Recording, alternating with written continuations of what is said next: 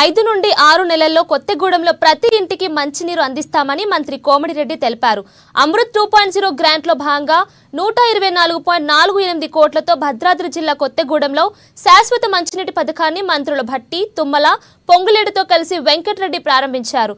ఇక ఈ వానాకాలంలోనే పనులన్నీ పూర్తి కావాలని మంత్రులు సంబంధిత అధికారులను ఆదేశించారు.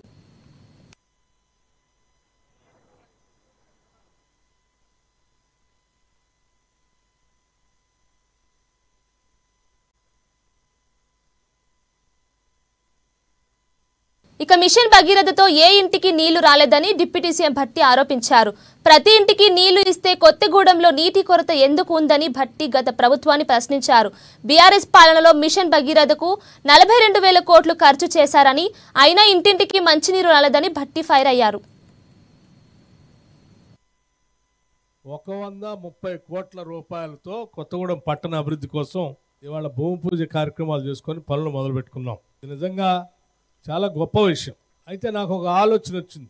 130 crores-తో ఈరోజు అంటే ఇది ఈ మంచినీటికి సంబంధించినటువంటి 125 కోట్లతో భూమి పూజ చేసుకుంటున్నప్పుడు మరి గతంలో 10 ఏళ్ళు ఈ రాష్ట్రాన్ని పాలించినటువంటి బీఆర్ఎస్ పార్టీ దాదాపు 42,000 కోట్ల రూపాయలతో మిషన్ భగీరథ కోసం మేము అప్పు తెచ్చి రాష్ట్రంలో ఏ ఒక్క ఇంటికి కూడా నీళ్లు లేకుండా పూర్తి స్థాయిలో నీళ్లు ఇచ్చామని చెప్పి సర్టిఫికేట్ ఇచ్చి ఢిల్లీ కేంద్రానికి కూడా పంపించారు. ప్రజలకు కూడా చెప్పారు. మరి 42,000 కోట్ల రూపాయలతో ప్రతి ఇంటికి నీళ్లు ఇచ్చిన కార్యక్రమం ఉంటే మళ్ళీ 125 కోట్ల రూపాయలతో కొత్తగూడెం పట్టణంలో దాదాపు 1,85,000 జనాభాకి ఇవాళ నీళ్లు ఇచ్చుకోవాల్సిన అదనంగా ఈరోజు ఖర్చు పెట్టుకోవాల్సిన అవసరం వచ్చేది కాదు కదా.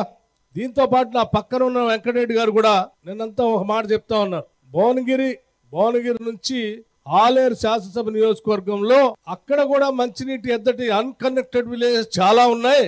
దానికి 150 కోట్ల అవసరం ఉంటుంది. దాన్ని వెంటనే శాంక్షన్ చేయండి. 5 నుండి 6 నెలల్లో కొత్తగూడెంలో ప్రతి ఇంటికి మంచినీరు అందిస్తామని మంత్రి కోమటిరెడ్డి తెలిపారు. అమృత్ 2.0 గ్రాంట్లో భాగంగా 124.48 కోట్లతో భద్రాద్రి జిల్లా కొత్తగూడెంలో శాశ్వత మంచినీటి పథకాన్ని మంత్రులు భట్టి, తుమ్మల, పొంగులేడుతో కలిసి వెంకటరెడ్డి ప్రారంభించారు. ఇక ఈ వానాకాలంలోని పనులన్నీ పూర్తి కావాలని మంత్రులు సంబంధిత అధికారులను ఆదేశించారు. ఆనాటి ఇందిరమ్మ పాలనే కావాలి, పేదల పక్షాన నిలబడేటటువంటి కాంగ్రెస్ పార్టీయే కావాలి. తద్వారానే సమన్యాయం జరుగుద్ది, అందరం ఆనందంగా ఉండొచ్చు. పేదలు, రైతులు, ధనికులు అనే తేడా లేకుండా అందరికీ అన్ని కార్యక్రమాలు చేయగలిగేటటువంటి శక్తి కాంగ్రెస్ పార్టీకి ఉంటుందని చెప్పి మీరందరూ కలిసి మమ్మల్ని కూడా కాంగ్రెస్ పార్టీకి తీసుకొచ్చారు. మీ దయ వల్ల, మీ అనుగ్రహం వల్ల మీ యొక్క కోరిక తీరి ఈనాడు రేవంత్ రెడ్డి గారి ప్రభుత్వం తెలంగాణ రాష్ట్రంలో కొలువుదీరింది. తెలంగాణ ఇచ్చినటువంటి తల్లి సోనియా గాంధీ గారి కోరిక నాకు ఈ రాష్ట్రాన్ని బహుమతిగా ఇవ్వాలని చెప్పి సెప్టెంబర్ 16, 17 తారీఖుల్లో హైదరాబాదులో అడిగారు. అడిగింది మీ మనసులో పెట్టుకొని ఆమె గారి కోరిక తీర్చారు. మా బాధ్యత, ఈ ప్రభుత్వ బాధ్యత, మీరు కన్నటువంటి, మీరు కోరుకున్నటువంటి అవసరాలు, కోరికలు ఈ రాష్ట్రానికి తీర్చాల్సినటువంటి బాధ్యత ఈ ప్రభుత్వం మీద ఉంది. కష్టమే, ఆర్థికపరమైన ఇబ్బందులున్నా, అనేక విభజన సమస్యలున్నా, అనేకపరమైనటువంటి కేంద్ర ప్రభుత్వంతో చేసుకోవాల్సినటువంటి కార్యక్రమాలున్నా మీరు రోజు చూస్తారు. మా వెంకటరెడ్డి గారు ఢిల్లీ పోతే గడ్కరీ గారు కూర్చోవాల్సిందే, ఏదో ఒక రోడ్డు శాంక్షన్ చేయాల్సిందే. అది విజయవాడ హైదరాబాదు 6 లేన్ రోడ్డు ఈరోజు ఆయన పల్లి పట్టుకొచ్చారు. అదే రకంగా మా జిల్లాకు సంబంధించి కూడా ఆ రోజు జాతీయ రహదారులు చేసే అవకాశం నాకు కొద్ది రోజులు వచ్చింది. విజయవాడ టు జగదల్పూర్ వయా కొత్తగూడెం ఆనాటి ఇందిరమ్మ. ఇంకా మౌలిక వసతులు కొన్ని చేయాల్సిన అవసరం ఉంది. గౌరవ ముఖ్యమంత్రి రేవంత్ రెడ్డి గారి నాయకత్వంలోని ఈ ప్రభుత్వం అన్ని వర్గాలకి, అన్ని మతాలకి, అన్ని కులాలకి ప్రాతినిధ్యం ఇస్తూ ఆనాడు ఎన్నికల్లో మేనిఫెస్టోలో ఏదైతే కార్యక్రమాలు పెట్టామో, ఏవైతే 6 గ్యారంటీలు చెప్పి 5 గ్యారంటీలు ఇప్పటికే ఇవ్వటం జరిగింది.